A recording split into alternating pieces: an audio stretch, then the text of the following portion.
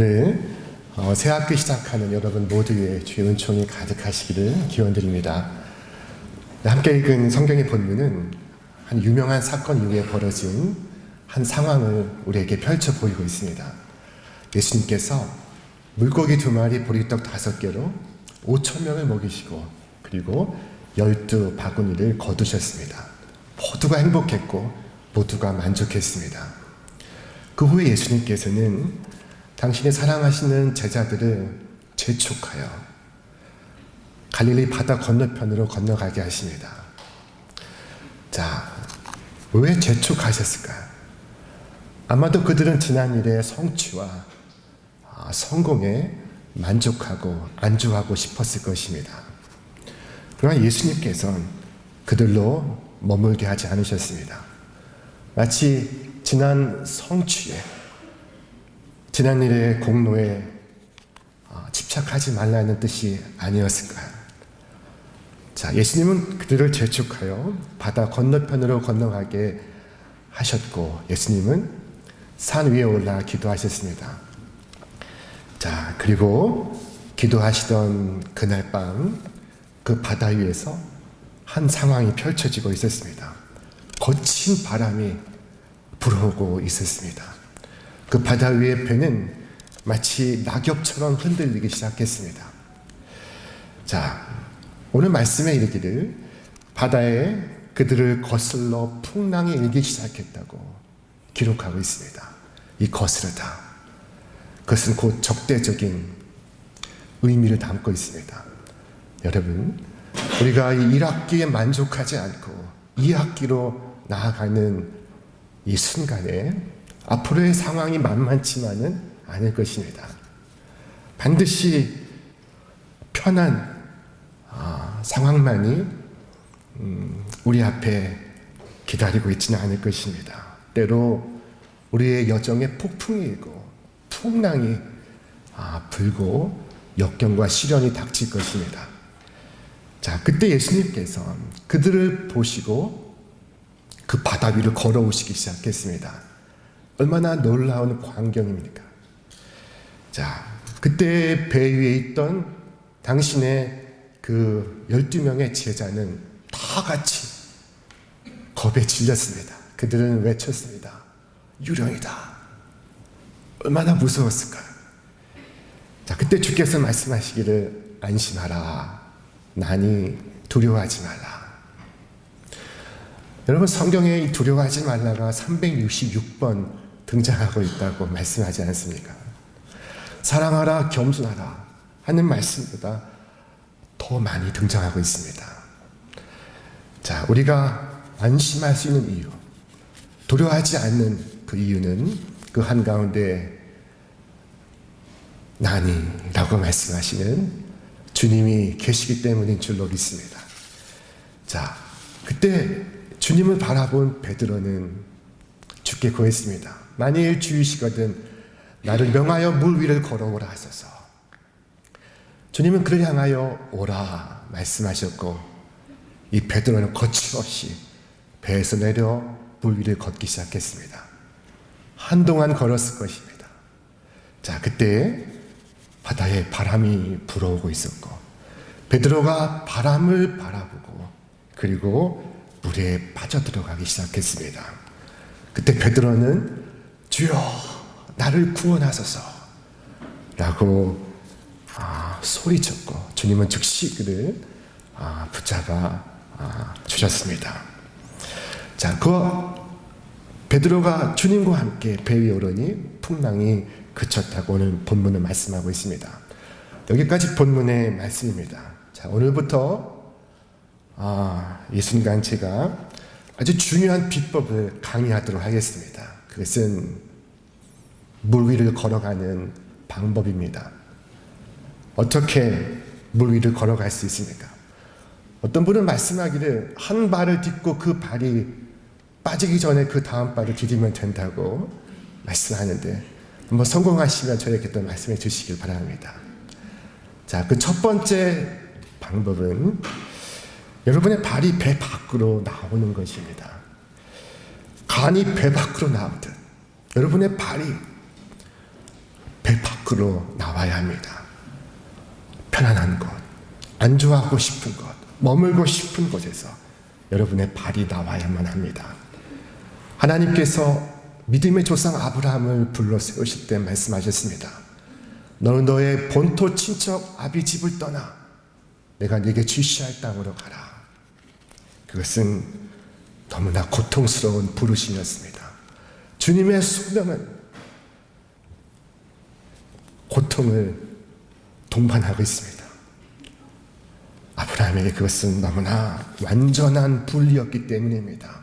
고향과 본토와 친척과 아비 집을 떠나는 것은 그에게는 완전한 분리를 의미하는 것이었습니다.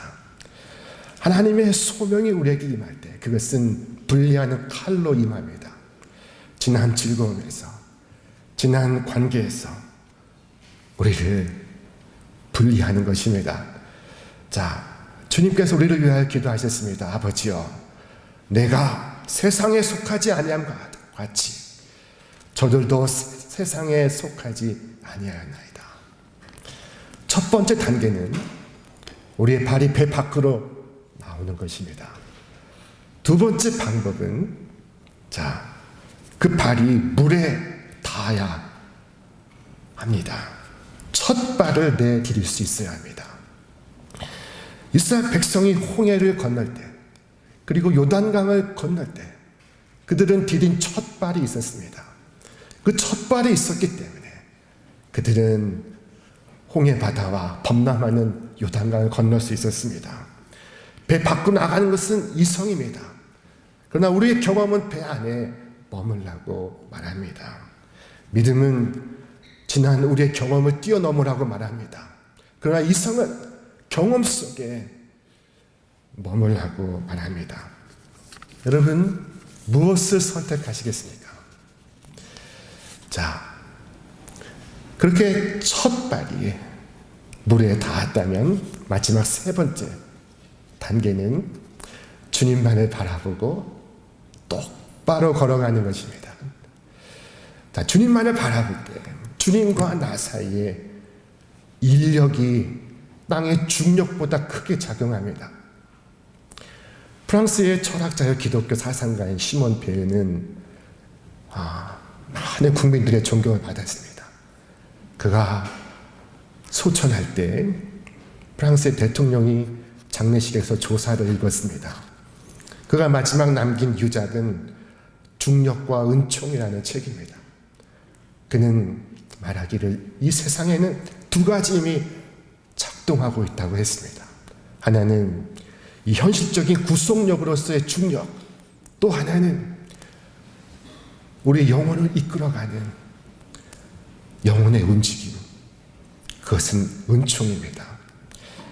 여러분, 중력은 땅에서 나를 당기는 힘이요, 은총은 나로 하늘로 나아가게 하는 힘입니다. 하늘에서 나를 이끌어가는 힘입니다. 주님을 바라보는 자에겐 은총의 힘이 중력의 힘을 물리칩니다. 주님만을 바라볼 때 주님과 나 사이에 가장 강력한 인력이 작동합니다. 그래서 주님만을 바라볼 때 물에 빠지지 않을 수 있습니다. 시험에 빠지지 않을 수 있습니다. 실망하고 낙심하여 주저앉지 않을 수 있습니다. 유혹에 넘어가지 않을 수 있습니다. 믿음의 조상 아브라함은 본래 갈대아 우르에서 살았습니다. 그러나 그에게 주의 부르심이 임했습니다. 그때 아브라함은 주께서 보여주시는 그 땅을 바라보며 그 미지의 땅을 향하여 그는 나아갔습니다. 한 걸음 한 걸음 발걸음을 옮겼습니다. 성경은 말씀하기를 아브라함이 가나안 땅으로 가려고 떠나서 마침내 가나안 땅에 들어갔더라. 얼마나 위대하고 단순하고 간단한 진술입니까? 그는 가나안을 바라보고 걸어갔던 것입니다. 주께서 그 마음에 새기신 비전을 바라보고 그는 걸어갔던 것입니다. 여러분, 이처럼 주님만을 바라보고 걷는 것, 그것이 우리의 믿음이 되어야 할 줄로 믿습니다. 애굽을 나온 가나안 백성은 그 가나안에 들어가지 못했습니다. 가나안 향하여 출발했다고 해서 다 가나안에 들어가는 것은 아닙니다. 그는 애굽의 파와 맛을 그리워했습니다. 그들은 가나안에 들어가지 못하고 광야를 맴돌다가 죽어갔습니다. 철로 역정에 보면은 한 그리스도인에게 하나님께서 비전을 주십니다. 한 기독도에게 비전을 주시는데 말씀하기를, 기독도야, 그리스도인아, 너는 이 장망성을 떠나라. 이 성은 장차 망할 성이다. 너는 장망성의 죄악을 떠나서 죄를 회개하고 새 나라를 향해서 나아가라. 자, 그러나 어떤 사람은 자기 의로 돌아서기도 합니다. 어떤 사람은 금광의 유혹에 빠지기도 합니다. 어떤 사람은 세상의 교훈을 따르기도 하고, 어떤 사람은 배교자가 되기도 하고, 어떤 사람은 사자들로 인해 놀라기도 하고, 어떤 사람은 조롱을 견디지 못하고, 어떤 사람은 면류관을 쓰고 싶으나 마땅히 해야 할 수고를 감당하지 못합니다. 자, 여러분, 오늘 베드로는 주님만을 바라보며 똑바로 걸어갔습니다. 자, 주님을 바라볼 때 주님과 그 사이에는 강한 인력이 작용하고 있었습니다. 그런데 그랬던 그가 물에 빠져들기 시작했습니다. 바다 위의 중력이 다시 무섭게 작동하기 시작했습니다. 무엇이 변했던 것일까? 아무것도 변한 것은 없습니다. 오늘 본문은 기록하기를, 바람을 보고 무서워 빠져가는지라. 아무것도 변한 것은 없으나 그의 시선이 주에게서 바람에게로 옮겨가고 있었습니다. 상황은 바뀐 것이 없습니다. 변한 것은 아무것도 없습니다. 다만 시선이 옮겨간 것뿐입니다. 자, 무엇을 바라보느냐, 이것은 대단히 중요합니다. 주님이 아닌 물을 바라볼 때 그 바다가 그를 끌어당기기 시작했습니다. 이것은 피할 수 없는 중력의 법칙이었습니다. 우리가 자주 부르는 복음성가에 주만 바라볼지라 하는 곡이 있습니다. 주만, 싱글 포커스입니다. 단일 초점입니다. 베드로는 주님을 바라볼 때 물 위를 걸어갔으며, 스데반은 주님을 바라볼 때 죽음을 넘어섰습니다. 자, 주님은 최초의 2인칭입니다. 베드로와 야고보와 요한이 주님과 함께 변화산에 올라갔을 때 그들은 모세를 보고 엘리야를 보고 놀라운 흥분에 사로잡혔습니다. 베드로는 고하기를, 주여, 우리가 여기 있는 것이 좋사오니 초막 셋을 짓되 하나는 주를 위하여, 하나는 모세를 위하여, 하나는 엘리야를 위하여 하리이다. 자, 그러나 구름이 그들을 덮었고 하늘의 음성이 들려왔습니다. 이는 내 사랑하는 아들이요 내 기뻐하는 자니 너희는 그의 말을 들을지어다. 그리고 구름이 거쳤을 때 그들의 눈에 오직 예수만 보였습니다. 모세와 엘리야는 보이지 않았습니다. 율법도 예언도 주님만을 가리키고 있었습니다. 주님 안에서 모세 율법도 선지자들의 예언도 성취되어 있었습니다. 그리고 어떤 대장장이가 여행을 가게 되었다고 합니다. 대장간에서 일을 하는 이 대장장이는 조수에게 말굽 하나를 주면서 100개를 만들라고 지시했습니다. 자, 그리고 그가 여행에서 돌아왔을 때 조수가 어떻게 되는지를 보기를 위하여 그를 불렀습니다. 자, 그리고 그가 만든 말굽 100개를 보았습니다. 그런데 똑같이 만들려고 했으나 그 100개 전체가 다 다른 말굽이었습니다. 그 이를 물었으나 그는 말했습니다. 주인이 주신 것을 보고 만들었나이다. 자, 그런데 일의 경위는 이러했습니다. 첫 번째 말굽은 그것을 보고 만들었습니다. 두 번째 말굽은 첫 번째 것을 보고 만들었습니다. 세 번째 말굽은 두 번째 것을 보고 만들었습니다. 자, 이리하여 100개의 말굽이 만들어졌을 때에는 주인이 의도했던 것과는 전혀 다른 말굽이 만들어져 있었습니다. 여러분, 주께서 우리에게 무엇을 말씀하십니까? 이를 위하여 너희도 부르심을 받았으니 그리스도도 너희를 위하여 고난을 받으사 너희에게 본을 끼쳐 그 자취를 따라오게 하려 하심이라. 이 본이 히라보로 후포그람모스입니다. 우리말로 번역하면 습자본입니다. 갖다 대고 그대로 베끼는 것입니다. 자, 여러분, 우리가 바라봐야 할 분은 오직 주님인 줄로 믿습니다. 성경은 말씀하기를 믿음의 주요 온전케 하시니 예수를 바라보자. 영어 성경은 Fix your eyes on Jesus라고 표현했습니다. 여러분, 이 말은 이 눈이 돌출되어 있고 양옆에 붙어 있습니다. 그래서 움직이지 않고도 350도를 다 볼 수 있는 짐승입니다. 문제는 말의 시력이 좋지 않다는 것입니다. 자, 그래서 이 말이 깜짝깜짝 놀라는데 그것은 그게 좋지 않은 시력으로 350도를 보기 때문입니다. 그를 방지하기 위해서 말에게 씌우는 것이 이 눈 가면입니다. 앞만 바라보고 달려가게 하는 것입니다. 오늘 여러분의 시력은 얼마나 좋습니까? 여러분도 깜짝깜짝 놀라지 않습니까? 자, 여러분, 이 새 학기를 시작하며 여러분의 항해를 다시 시작하며 주님만 바라보고 나아가시기를 축원합니다. 자, 주님을 바라볼 때 인생의 경주가 시작이 되고 주님을 바라보지 않을 때 인생의 방황이 시작이 됩니다.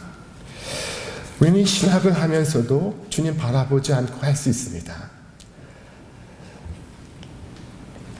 주님의 일을 하면서도 주님을 바라보지 않고 할 수 있습니다. 주님께서 말씀을 가르치실 때 이 마르다는 주님 바라보지 않고 열심히 일했습니다. 그리고 자신이 주님을 가장 잘 믿는 자로 생각했습니다. 그것은 무서운 오해였습니다. 여러분, 내가 날마다 주와 함께 걷고 있는지를 꼭 살피시기를 당부를 드립니다. 믿음은 의심과 정확히 반비례합니다. 주께서 말씀하셨습니다. 믿음이 적은 자여, 왜 의심하였느냐? 주님은 불어오는 바람을 탓하지 않으시고 믿음이 적은 베드로를 책망하시고 있습니다. 믿음이 가득한 곳에 의심이 들어설 수 없고 믿음이 없는 곳에 의심이 가득 차 있습니다. 이 의심은 사건을 일으키고 사고를 유발합니다. 의심은 모든 증거를 삼켜버립니다.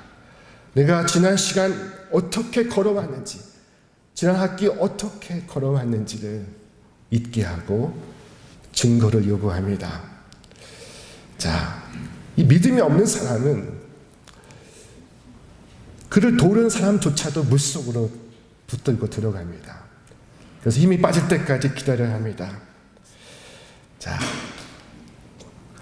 베드로는 물에 빠져가는 그 순간 주님을 향하여 부르짖어 기도했습니다. 주여, 나를 구원하소서. 우리는 부르짖을 때 다시 한번 주님을 바라봅니다. 주님 바라보지 않고 다른 곳을 향해 소리칠 수는 없는 것입니다. 자, 그때 주님께서 그를 붙잡으셨고 그를 일으켜 세우셨습니다. 오늘 한 말씀을 드리고 오늘 말씀을 마치겠습니다. 저도 학창 시절을 오랫동안 보냈습니다.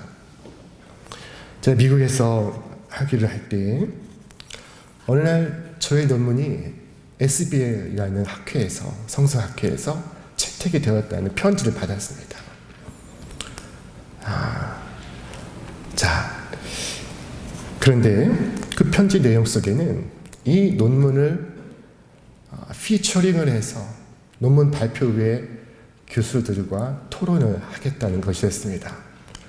자, 여러분, 저에겐 어떤 고민이 있었느냐면은, 저는 사람 앞에 서면 가슴이 두근두근거리는 그런 이 증후군이 있었습니다. 우리 한민족은 부끄러움이 많은 민족입니다. 바람이 있는 입새에도 부끄러워했다고 하지 않습니까? 자, 그 편지를 받아주고 저는 행복했을까요? 불행했을까요? 저는 기뻤을까요? 슬펐을까요? 그렇게까지 하지 않으셔도 되는데 말하고 싶었으나 말할 수 없었습니다. 그리고 기도했습니다. 주여 나를 구원하소서.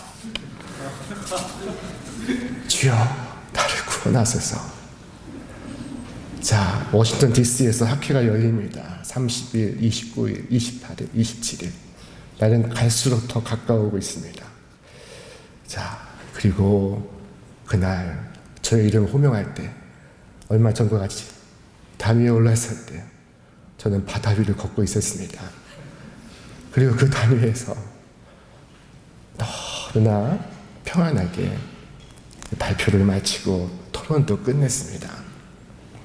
그 한 번의 경험 이후 지난 20년간은 저는 물 위를 걷고 있습니다. 매일 매 순간 매 주마다 저는 물 위를 걷고 있습니다. 20년이 지나서 저희 교인들을 데리고 이스라엘 성지순례를 가면서 이 갈릴리 바다가 내다보이는 호텔에서 머물렀습니다. 그날 밤에도 거친 바람이 그 바다 위에서 불어오고 있었습니다. 창문이 사정없이 흔들리고 있었습니다. 그때 저는 이 본문을 생각했습니다. 그리고 그 속에서도 흔들리지 아니하는 나의 구원을 보았습니다. 나의 큰 소망을 보았습니다. 여러분, 이 항해하는 이 바다에, 우리의 인생 여정에 늘 파도가 불어옵니다. 이 파도는 많은 사람을 공포에 질리게 했고, 그리고 많은 사람을 두려움에 사로잡히게 했습니다. 그리고 어떤 사람은 이 파도를 보면서 가슴이 뛰는 사람이 있습니다. 파도를 타는 그들은 파도가 더 크면 클수록 마음의 기쁨과 흥분을 감출 수가 없는 것입니다. 여러분, 오늘 인생의 항해를 새롭게 시작하신 여러분에게 단 두 가지 선택이 있습니다. 하나는 불어오는 바람을 바라보는 것이요, 다른 하나는 흔들리지 않은 구원의 소망을 바라보는 것입니다. 여러분, 깊이 선택하고 결정하십시오. 이것은 단순한 선택이 아닙니다. 삶과 죽음을 선택하는 것입니다. 운명을 놓고 결정하는 선택입니다. 자, 여러분, 무엇을 선택하시겠습니까? 오늘 이 새롭게 이야기,